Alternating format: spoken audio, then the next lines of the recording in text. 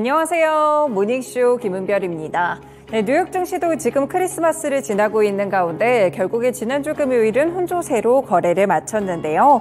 이 피날레 물가지표라고 볼 수 있는 PCE 지수가 예상보다 낮게 확인되면서 일단 뉴욕 증시 혼조세로 거래를 마쳤습니다.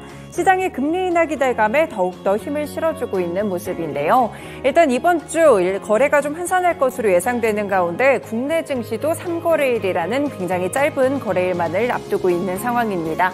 과연 산타랠리가 마지막 불꽃을 좀 터뜨릴 수 있을지 기대가 되는 가운데 이번 주에는 주목할 만한 지표 발표는 없기 때문에 이 점도 함께 유의해 보시면 좋을 것 같은데요. 네, 모닝쇼에서 관련 마지막 주 12월의 마지막이자 2023년의 마지막 주의 전략들 함께 확인해 보시죠.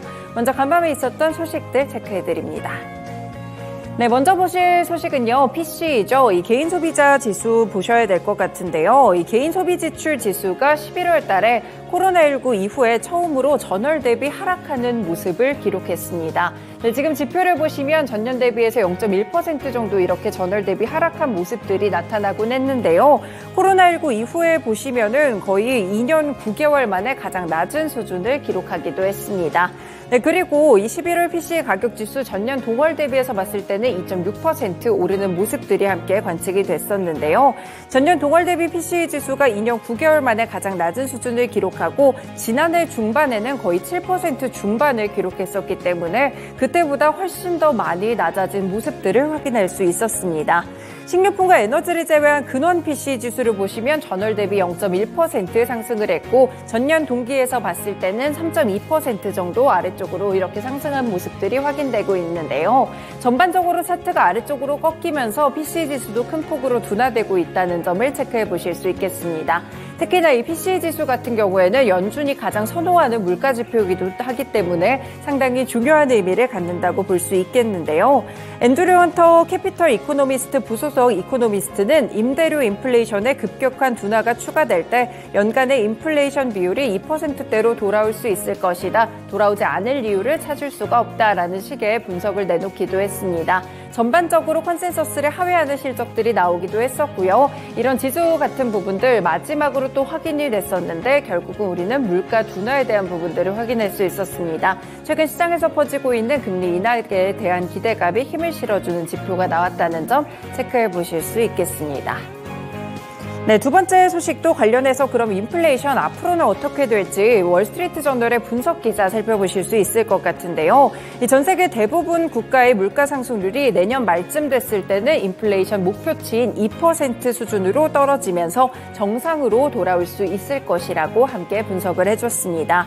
예상이 맞는다면 3년 만에 처음으로 인플레이션이 정상 수준으로 복귀하게 된 것인데요. 골드만삭스는 코로나19 대유행 이후에 인플레이션이 급등한 미국이나 유럽 그리고 일부 신흥국의 근원 인플레이션을 분석해봤는데 올해 9월부터 11월 말까지 분석을 해봤을 때 3개월 동안 2.2% 상승한 것으로 추정이 됐습니다. 2%의 목표치까지 얼마 남지 않은 모습인데요. 이렇게 수십 년 만에 최고치를 기록했던 인플레이션이 예상보다 훨씬 더 빠르게 둔화하고 있다는 점에 외신은 주목했고요. 크리스마스의 기적이라고 부를 수 있고 이 경제학자들의 추정이 맞는다면 내년에도 이어지면서 3년 만에 인플레이션이 정상 수준으로 돌아올 수 있을 것이라고 분석하고 있습니다. 네, 전반적으로 유로존의 내년 4분기 인플레이션은 1.3%, 영국은 2.7%까지 완화할 것으로 봤고요. 미국 인플레이션은 2.2%를 기록할 것으로 보입니다. 조금 전에 살펴보신 PCE 지수를 기준으로 살펴보시면 될 것 같은데요. 올해 11월에 PCE 지수가 2.6%였기 때문에 내년에는 더 둔화한다는 모습으로 해석을 해볼 수 있겠습니다. 결국에는 이 공통적으로 식량과 에너지, 글로벌 상품 가격의 하락과 통화 정책으로 인해서 인플레이션이 정상 궤도로 돌아간다는 것인데요. 그리고 미국과 영국이 그동안 탄탄한 노동시장의 압력을 받아왔었는데 이 압력 자체도 천천히 완화되고 있다는 점 체크를 해보실 수 있겠습니다. 네, 지금 뒤쪽에 보이시는 거는 각국 은행 총재들의 발언을 보시면 될 것 같은데요. 일단 인플레이션에 대한 부분들 전반적으로 좀 둔화될 수 있다는 점 체크를 해보시면서 일단은 발언 자체는 아직까지는 좀 강경파적인 기조들도 있다는 점도 함께 체크해 보실 수 있겠습니다. 네, 마지막으로는 이 미국 증시에서 사실 전반적으로 분위기가 괜찮다가 끌어내렸던 소식이 되기도 했었는데요. 바로 나이키의 이 실적과 관련된 소식을 살펴보시면 될 것 같습니다. 내년 상반기에 매출이 상당히 약화될 것이라면서 향후에 약 20억 달러 수준, 그러니까 2조 6천억 원의 비용을 절감할 것이라고 밝혔는데요. 하반기 수익이 더 악화될 것으로 예상이 되고 강력한 총마진의 실행과 엄격한 비용 관리에 계속 초점을 맞추고 있다고 합니다. 네, 그러면서 향후 3년간 20억 달러의 비용 절감 계획을 덧붙였고요. 제품 라인의 단순화나 자동화 확대, 조직 축소가 함께 포함된 것으로 전해졌습니다. 그리고 이제 직원들의 퇴직금까지 포함해서 여러 가지 비용들이 발생할 수 있다는 점까지 함께 알려줬는데요.